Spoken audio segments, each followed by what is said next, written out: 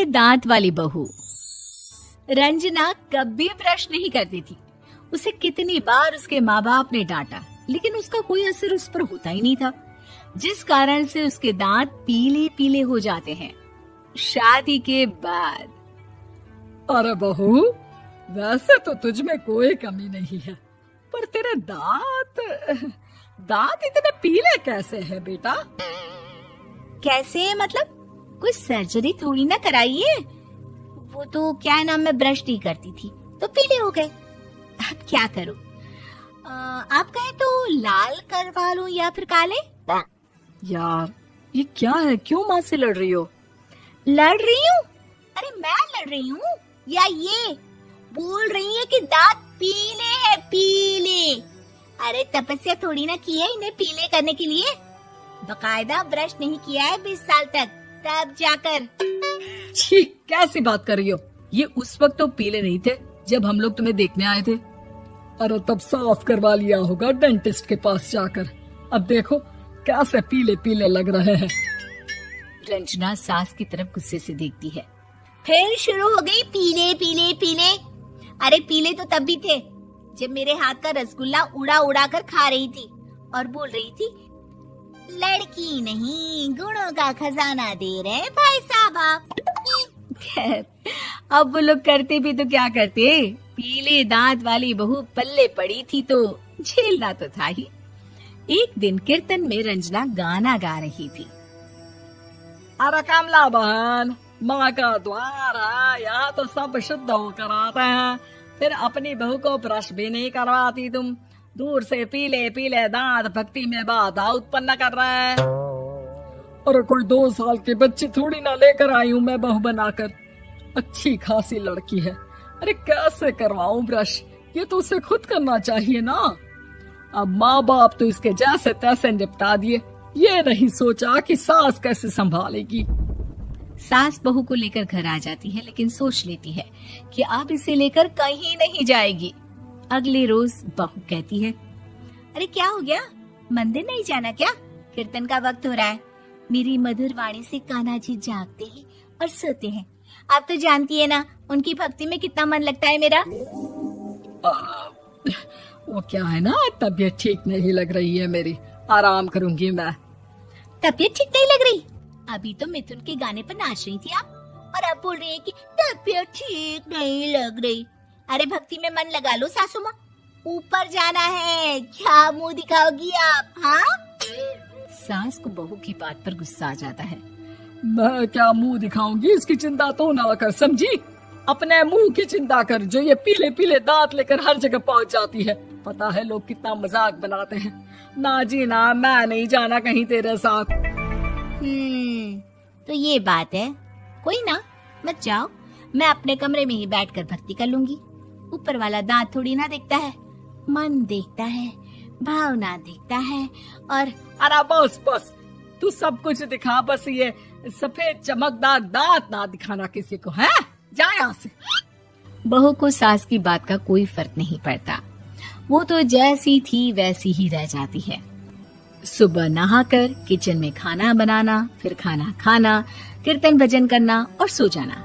एक दिन, माँ जी मैं सहेली के घर जा रही हूँ, शाम को लेट आऊंगी। हाँ हाँ तो जाना, मैंने कौन सा तेरी आरती करनी है घर पर बैठकर। रंजना सहेली के घर जाती है, जहाँ वो पार्टी में जाने की तैयारी कर रही होती है। अरे शिखा, कहाँ जाने की तैयारी कर रही है? मैं गलत वक्त पर आ गई क्या? अरे नहीं यार, उल्टा सही वक्त पर आ गया। मैंने ये साड़ी और ज्वेलरी निकाली है यार, शाम को इनके ऑफिस की एक पार्टी में जाना है। बताना कैसा लग रहा है ये सब? नहीं यार, इस ड्रेस के साथ तो वो वाली ज्वेलरी अच्छी लगेगी। हाँ हाँ सही बोल रही है, मैंने ध्यान ही नहीं दिया। वैसे तो हमेशा से मस्त फैशन सेंस रखती है। तो बड़ा जाती होगी ना पति के साथ पार्टी में। रंजना कुछ नहीं बोलती, बस सोचती है कि यार काश ये बात सही हो जाती, पर मैं क्यों नहीं जाती पार्टी में? क्या इन लोगों की कोई पार्टी होती नहीं होगी? रंजना घर आती है और रात में पति से सवाल करती है, एक बात बताइए, आप मुझे किसी पार्टी में क्यों नहीं ले जाते? क्या आपकी यहाँ ऑफिस में पार्टी नहीं होती? पति बेचारा क्या कहता कि दांत पीले हैं तुम्हारे इसलिए। अरे कोई पार्टी होती नहीं हम लोगों के ऑफिस में, तो कहाँ से लेकर जाऊं?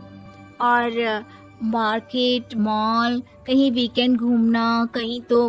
अरे यार, सारे हफ्ते में एक छुट्टी मिलती है, तो सोचता हूँ कि आराम ही कर लूं। क्यों? रंजना मन मार के रह जाती है। पहले कभी सास के साथ मंदिर जाया करती थी, लेकिन वो भी सास ने ले जाना बंद कर दिया।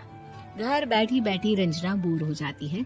तभी उसे आइडिया आता है और वो मायके जाने का सोचती है। सासू माँ, 2 दिनों के लिए मम्मी के घर जा रही हूँ। अच्छा ठीक है, आराम से जा। और हाँ, माँ से कुछ अच्छी आदत सीख कर आना कि कैसे शरीर के हर भाग की तरह दांतों की सफाई भी जरूरी होती है, समझी? शुरू हो गई ना आप। वो लोग आपकी तरह नहीं है कि छोटी छोटी बात का बतंगड़ बना दे। उन लोगों के लिए मैं मायने रखती हूँ, ना कि मेरे पीले पीले दांत। रंजना माँ को बिना बताए उन लोगों को सरप्राइज देती है, लेकिन जैसे ही वो दरवाजे पर पहुंचती है, अंदर देखती है कि घर वाले कहीं जा रहे होते हैं।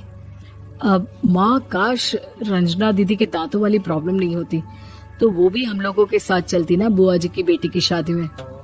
हाँ बेटा, लेकिन अब उसे कौन समझाए कि उसको उसके पीले दांत नहीं दिखते, लेकिन उसके आसपास के लोगों को कितना एम्बैरेसिंग फील कराते हैं।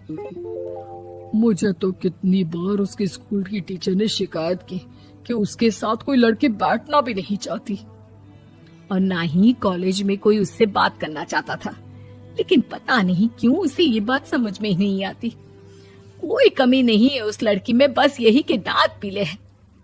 वो तो भला हो जीजा जी और उनकी माँ का, जो दीदी को जैसी है वैसे ही रखा हुआ है। रंजना को अपने घर वालों की बात सुनकर बहुत दुख होता है। वो सोचती है कि वो क्या करे, लेकिन फिर वो सीधा डेंटिस्ट के पास जाती है, अपने दांत चमकाती है और कसम खाती है कि वो रोज ब्रश करेगी। अरे क्या हो गया? तुम तो 2 दिनों के लिए गई थी ना, पर कोई ना, अच्छा है, चलो आ गई तो। रंजना सास के सामने आकर खड़ी हो जाती है और पूरी स्माइल करती है, उसके चमकदार दांतों को दिखाती हुई। हैं? चले मंदिर। माँ, मुझे माफ कर दीजिए, मैंने आप लोगों को बहुत एम्बैरेसिंग फील करवाया। मैं आज से रोज ब्रश करूंगी।